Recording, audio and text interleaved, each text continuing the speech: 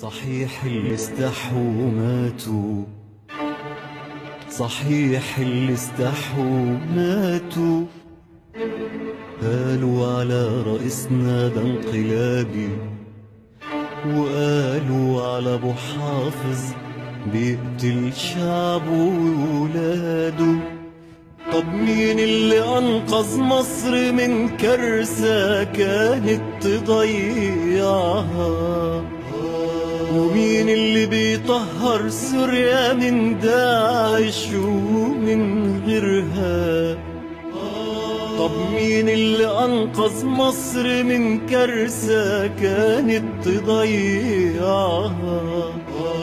ومين اللي بيطهر سوريا من داعش ومن غيرها؟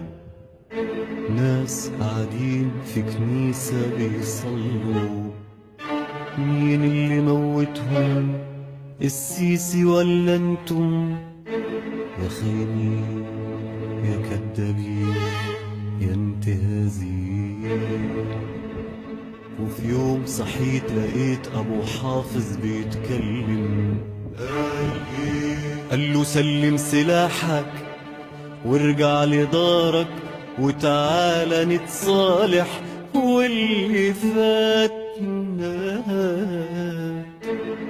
ولسه بتقولوا عليه قاتل؟ ولسه بتقولوا عليه ظالم؟ يا اخوات الشعب، صحيح اللي استحوا ماتوا، وانا بقول لكل واحد خان، انا بقول لكل جاهل خان.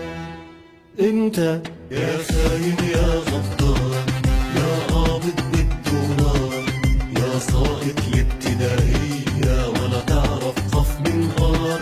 في الكيمياء بنلاقيك وفي الفيزياء نلاقيك وخبير أمني وعالم ذرة وانجشمل في المكسيك وتنادي بشرع الله لا إله إلا الله والصبح تسب الدين والعصر تسب في خلق الله. يا خاين يا غدار يا قابض بالدولار يا ساقط الابتدائية ولا تعرف قف من غار.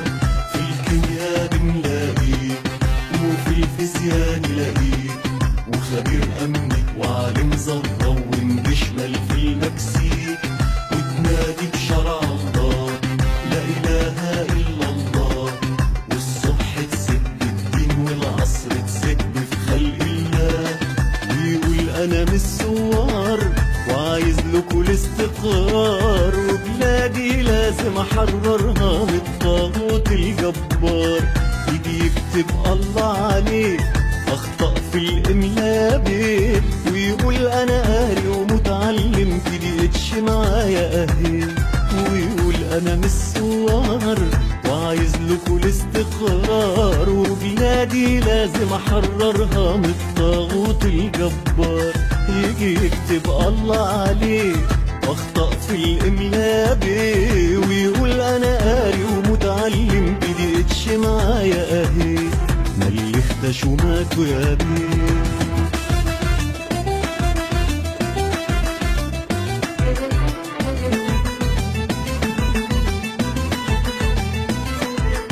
يتصلوا بتليفونات يشتموا في الفنانات شتموا إلهام وكمان رغدة وقمرنا الحلوة سلاف. وحيد زاهر شتموه ودورد لحام أهانوه وأحمد آدم والقرداحي وشحاتة كمان سبوه.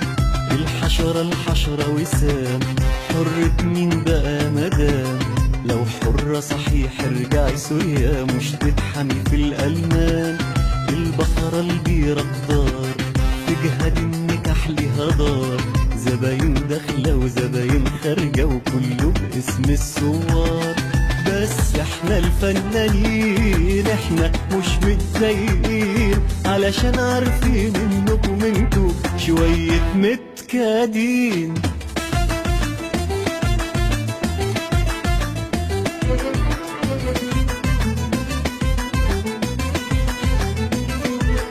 انا نصحتك ياما نصحتك ياما. الجندي المصري اهو والجندي السوري اهو الجندي المصري اهو والجندي السوري اهو.